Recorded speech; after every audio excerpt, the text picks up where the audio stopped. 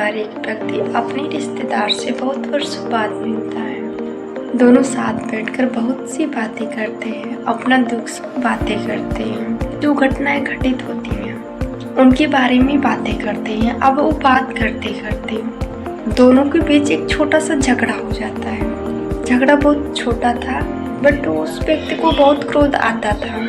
उसने अपने क्रोध में उस झगड़े को बहुत बड़ा बना देता, बहुत सी ऐसी बातें करती जो रिश्तेदार को बहुत बुरा लगती। वो वहाँ से चले जाते हैं। अब कुछ दिनों बाद उस गलती का उसे विश्वास होता है और अपनी गलती का एहसास होता है। उसने सोचा, मैंने गुस्से में आकर बहुत सी बातें कह दी, ऐसी बातें कह दी जो कहना आवश्यक नहीं था। अब गलती का प्रयास कैसे करें? तो वे एक संत के पास जाते हैं, क्योंकि रिश्तेदार अपने गांव जा चुकी थी। उनके गांव जाना, अपना काम काज छोड़ना उनको इतना सही नहीं लगता था।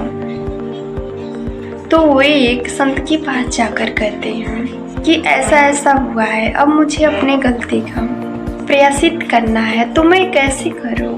मैंने जो बातें कही है वो उसका प्रयास कैसे होगा? संत ने कहा, एक मैं काम करो, एक मैं छोटे छोटे पंख दे रहा हूँ, तुम्हें इसे इकट्ठा करके बीच बाजार में रखकर आ जाओ। व्यक्ति ने वैसा ही किया, रखकर वापस आता है। संत से कहते हैं कि अब क्या करूँ? अब वही सारे पंख इकट्ठा कर लेकर आओ। अब जब तक व्यक्ति बाजार पहुँचता तब तक सारे पंख उड़ चुके थे। उसने संत के पास जाकर कहा कि अब वहाँ पंख बचे ही नहीं, उन्हें वापस इकट्ठा करना मुमकिन नहीं है। संत ने कहा, जब आप क्रोध में ऐसी प्रकार की बातें कह देते हैं जो कहना आवश्यक नहीं होता, वो बातें वापस नहीं ली जा सकती।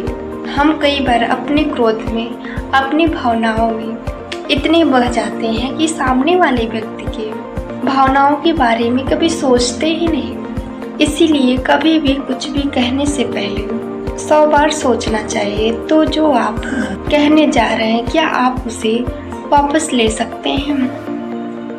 अगर नहीं ले सकते तो क्या शब्द जितने अच्छे हैं कि किसी व्यक्ति को बुरे ना लगे। इसीलिए हमेशा याद रखें, कुछ भी कहने से पहले 100 बार सोचिए।